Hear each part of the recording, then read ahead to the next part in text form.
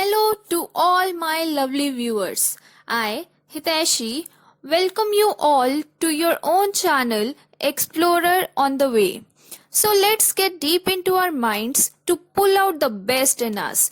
With that said, without any further delay, let's see what we are up to today.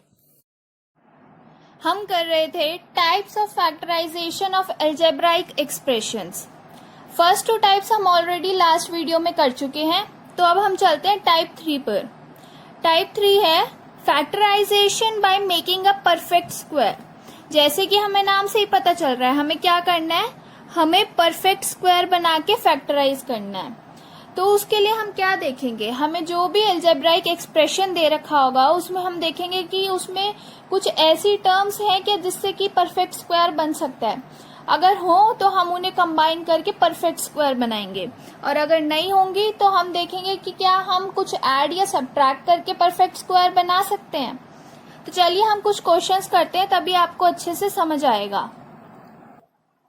First question में हमें जिस algebraic expression को factorise करना है वो है 4a² plus 12ab plus 9b square minus 8a minus 12b। अब क्या यहाँ पे हमें कोई स्क्वायर टर्म्स दिख रही हैं? हम स्क्वायर टर्म्स क्यों फाइंड आउट कर रहे हैं? क्योंकि हमें परफेक्ट स्क्वायर बनाना है। तो परफेक्ट स्क्वायर के लिए क्या होगा, या तो a plus B whole square बनाना पड़ेगा, या a minus B whole square बनाना पड़ेगा, या फिर a plus B plus C whole square बनाना पड़ेगा। तो इनकी आइडेंटिटीज क्या होती है हमारे पास? a plus B whole square होता है a square plus 2ab plus B square.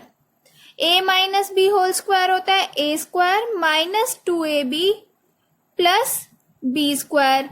और a plus B plus C whole square होता है a square plus B square plus C square plus 2ab plus 2bc plus 2ca। यही होता है। ये identities तो हम ऑलरेडी पढ़ चुके हैं, आपको याद भी होनी चाहिए। तो परफेक्ट स्क्वायर बनाने के लिए हमें इन्हीं आइडेंटिटीज का यूज करना पड़ेगा। तो अब यहाँ पे हमें स्क्वायर टर्म्स कौन कौन सी दिख रही हैं? एक तो है 4a², एक है 9b स्क्वायर।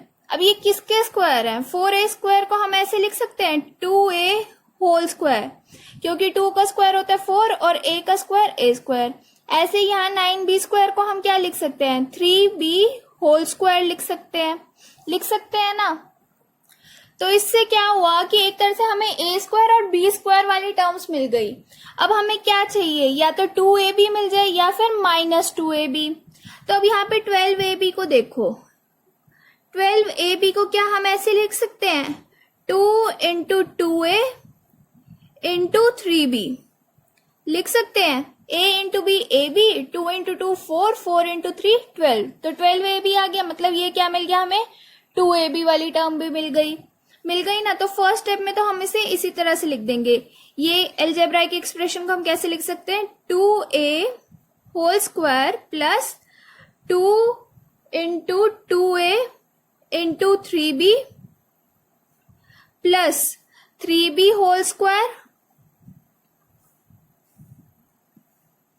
अब यहाँ पे क्या बचा, माइनस 8a माइनस 12b। तो क्या इसमें हमें कुछ कॉमन दिख रहा है?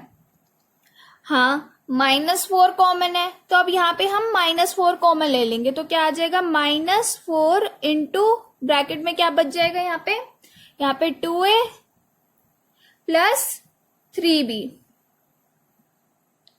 यही बचा। तो अब नेक्स्ट स्टेप में हम इसे होल स्क्वायर लिख सकते हैं। तो हमारे पास क्या आ जाएगा नेक्स्ट स्टेप में, this is equals to 2a plus 3b whole square -4 into 2a plus 3b। अब देखो यहाँ पे 2a plus 3b whole square है और यहाँ पे 2a प्लस 3b, तो दोनों टर्म्स में से हम 2a प्लस 3b कॉमन ले सकते हैं। तो नेक्स्ट स्टेप में हम वो कॉमन ले लेंगे, तो क्या हो जाएगा 2a प्लस 3b इंटू अंदर क्या बचेगा, यहाँ पे 2a प्लस 3b बचेगा, 2a प्लस 3b। और यहाँ पे क्या बचेगा, -4। तो ये क्या हो गया, ये हमारा आंसर हो गया। मतलब इस एल्जेब्राइक एक्सप्रेशन को जब हम फैक्टराइज करेंगे तो कैसे फैक्टराइज होगा, 2a + 3b into 2a + 3b -4। Next algebraic expression है a² + b² -2 into ab -ac + bc। अब देखो यहाँ पे तो कुछ भी ऐसा नहीं दिख रहा जिससे हम स्क्वायर बना सके, होल स्क्वायर बना सके। बस हमें कौन सी स्क्वायर टर्म्स दिख रही हैं, a² और b²। बट यहाँ पे एक प्रोडक्ट दिख रहा है हमें, तो सबसे पहले हम ये प्रोडक्ट सॉल्व कर लेते हैं। तो क्या आ जाएगा, a² + b² -2ab + 2ac -2bc होगा यही। तो अब यहाँ पे हमारे पास a² है, यहाँ पे b² है। अब होल स्क्वायर बनाने के लिए क्या होना चाहिए, या तो a + b होल स्क्वायर बनना चाहिए या फिर a - b होल स्क्वायर। तो अगर हम ये -2ab इसके साथ ले लें तो a - b होल स्क्वायर बन जाएगा। तो क्या आ जाएगा यहाँ पे, a - b होल स्क्वायर, इन तीनों को हमने कंबाइन कर दिया। अब यहाँ पे क्या बचा, 2ac - 2bc। इसमें से हम 2c कॉमन ले सकते हैं, तो हम 2c कॉमन ले लेते हैं। तो हमारे पास अंदर ब्रैकेट में क्या बच जाएगा, a - b। अब यहाँ पे a - b होल स्क्वायर है और यहाँ पे a - b है, तो हमारे पास a - b कॉमन आ गया। अंदर क्या बचा, यहाँ पे a - b और यहाँ पे +2c बचा। यही हमारा आंसर हो जाएगा। अब नेक्स्ट क्वेश्चन देख लेते हैं। 5x - 1/x whole square +4 into 5x - 1/x +4। अब यहाँ पे डिनोमिनेटर में हमें x दिख रहा है, तो साथ में हमें एक कंडीशन दे दी कि x 0 के इक्वल नहीं है।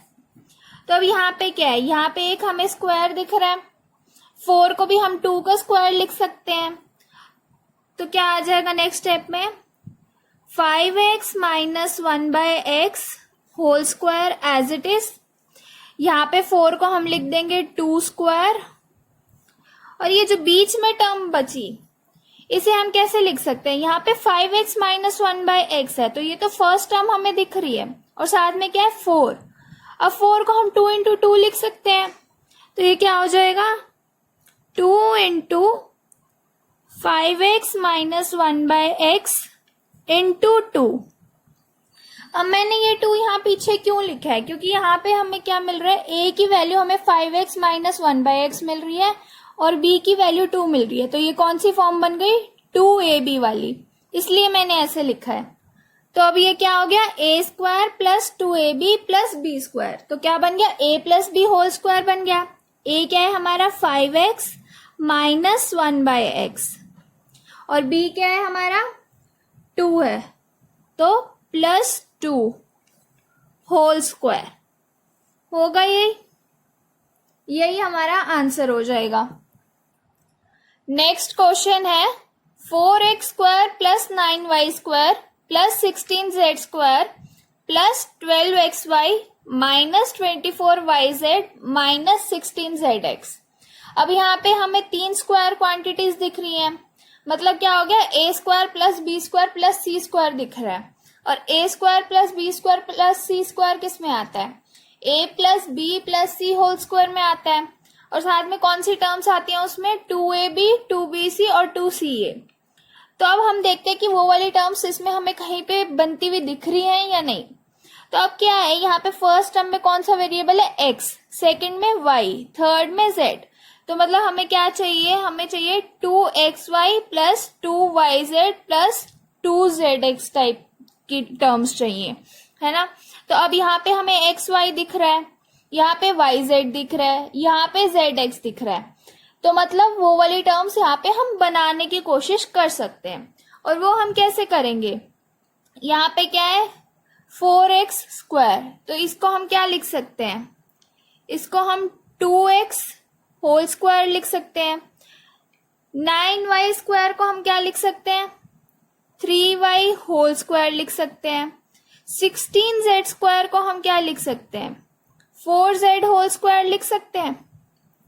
अब यहाँ पे देखो, यहाँ पे हमें yz और zx वाली टर्म में माइनस दिख रहा है और इन दोनों टर्म्स में क्या कॉमन है, z कॉमन है, तो मतलब जो z वाली क्वांटिटी होगी ना उसमें माइनस आएगा। मतलब यहाँ पे जैसे 4z है ना, तो हम इसे कैसे लिखेंगे, -4z लिखेंगे। तो 16z स्क्वायर क्या हो गया, -4z होल स्क्वायर हो गया। ठीक है, अब यहाँ पे हम 2ab 2bc 2ca वाली फॉर्म बनाते हैं। तो ये क्या हो जाएगा, इस एक्सप्रेशन को हम कैसे लिख लेंगे, 2x whole square plus 3y whole square plus -4z whole square. -4z हमने क्यों लिखा है, क्योंकि इन दोनों टर्म्स में हमें माइनस साइन दिख रहा है और इन दोनों टर्म्स में कॉमन क्या है, z कॉमन है और दूसरी टर्म में यहाँ पे y आ जाएगा, यहाँ पे x आ जाएगा, क्योंकि दो टर्म्स का प्रोडक्ट होगा ना। तो प्रोडक्ट में जब माइनस आ रहा है दोनों प्रोडक्ट्स में, तो माइनस किसके साथ होना चाहिए, जो दोनों प्रोडक्ट्स में टर्म कॉमन है। और कौन सी टर्म कॉमन है, z वाली कॉमन है, इसलिए हमने यहाँ पे z वाली टर्म के साथ माइनस लिया। तो यहाँ पे हमने 4z होल स्क्वायर लिखने की बजाय क्या लिखा, -4z होल स्क्वायर, क्योंकि चाहे हम 4z होल स्क्वायर लिखे चाहे -4z होल स्क्वायर लिखे, उनका स्क्वायर तो 16z स्क्वायर ही आएगा ना। ठीक है, तो अब आगे हम 12xy को कैसे लिख देंगे, 12xy को हम लिख सकते हैं 2 इंटू 2x इंटू 3y, मतलब क्या आ गया 2ab। ठीक है, इसके बाद क्या आ जाएगा, यहाँ पे -24yz को क्या लिख देंगे, plus 2 into 3y into -4z। अब यहाँ पे हमने प्लस क्यों लगाया, क्योंकि माइनस हमने 4z के साथ ले लिया। तो ये कौन सी टर्म हो गई, 2bc वाली। अब ये 2ca वाली टर्म को मतलब -16zx को हम कैसे लिख सकते हैं, प्लस, दोबारा से प्लस, क्योंकि माइनस तो हम z वाली टर्म के साथ ले लेंगे। तो क्या आ जाएगा यहाँ पे 2 इंटू -4z इंटू ca होता है ना, तो c तो हो गया -4z, a क्या हो जाएगा 2x। ठीक है, ऐसे लिख सकते हैं हम। तो अब यहाँ पे a plus B plus C whole square वाली फॉर्म बन गई, जहां पे हमारा a क्या है 2x है, b क्या है 3y और c क्या है -4z। तो plus -4z whole square. Next step में हम ये प्लस हटा देंगे तो क्या आ जाएगा, 2x plus 3y -4z whole square, और यही हमारा आंसर होगा।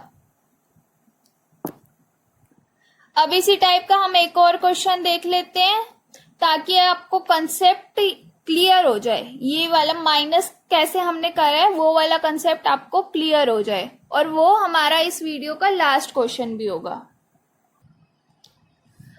2x square plus Y square plus 8z square -2√2xy plus 4√2yz minus 8zx। अब दोबारा यहाँ पे हमें a square plus B square plus C square दिख रहा है, तो मतलब a plus B plus C whole square ही बनाना पड़ेगा हमें यहाँ पे। और वो कैसे होगा, अब 2x स्क्वायर ये किसका स्क्वायर हो सकता है, हम क्या लिख सकते हैं, 2x स्क्वायर को हम लिख सकते हैं x स्क्वायर तो हो जाएगा x का ही स्क्वायर। 2 किसका स्क्वायर हो सकता है, √2 का। √2 का जब हम स्क्वायर करते हैं तो हमारे पास क्या आंसर आता है, 2 आता है। तो यहाँ पे 2 को हम कैसे लिख देंगे, √2 स्क्वायर। तो ये क्या आ गया, √2x whole square. y square आ गया यहाँ पे, तो ये तो y का ही स्क्वायर है। और 8z स्क्वायर किसका स्क्वायर बन जाएगा, 8 को हम क्या लिख सकते हैं, किसका स्क्वायर लिख सकते हैं, 2√2 का। क्योंकि देखो जब हम 2√2 का स्क्वायर करेंगे तो क्या होगा, 2 का स्क्वायर 4 इंटू √2 का स्क्वायर, √2 का स्क्वायर कितना होगा 2, तो 4 इंटू 2 8। तो ये क्या लिख देंगे हम, 2√2z होल स्क्वायर। अब हमें चेक करना है कि माइनस साइन किसके साथ आएगा, क्योंकि यहाँ पे भी हमें माइनस वाली टर्म्स तो दिख रही हैं। अब यहाँ पे माइनस वाली टर्म्स कौन सी हैं, एक टर्म तो है ये वाली माइनस 2√2xy वाली, और दूसरी टर्म है माइनस 8zx। अब दोनों में हमें क्या कॉमन दिख रहा है? हमें x कॉमन दिख रहा है, दोनों में दिख रहा है ना।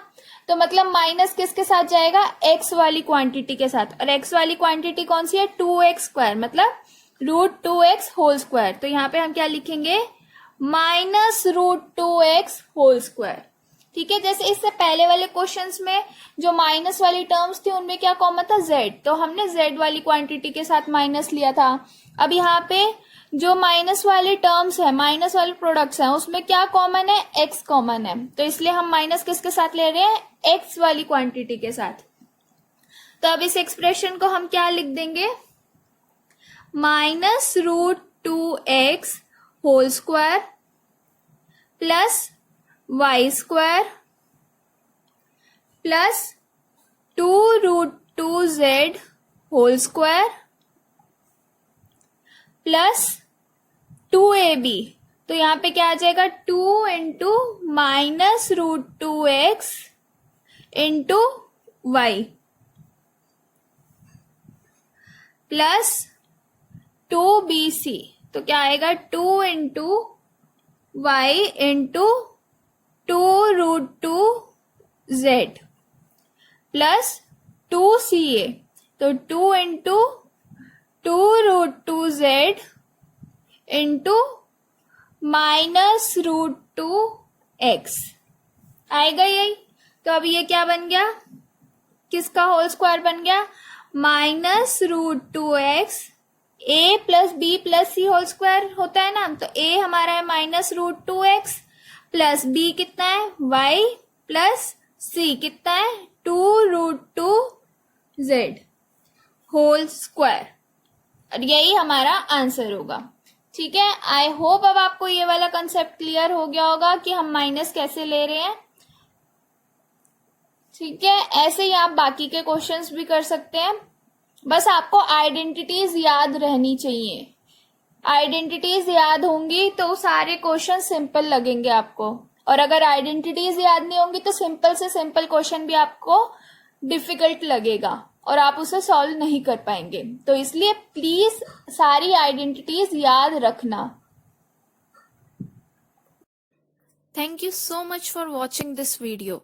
अगर आपको मेरी ये वीडियो पसंद आई हो तो प्लीज लाइक करें, शेयर करें और मेरे चैनल को भी सब्सक्राइब करना ना भूलें, ताकि मैं ऐसे ही आपके लिए नई नई वीडियोस लाती रहूं। एंड प्लीज कमेंट्स में अपना फीडबैक जरूर दें। सी यू नेक्स्ट टाइम।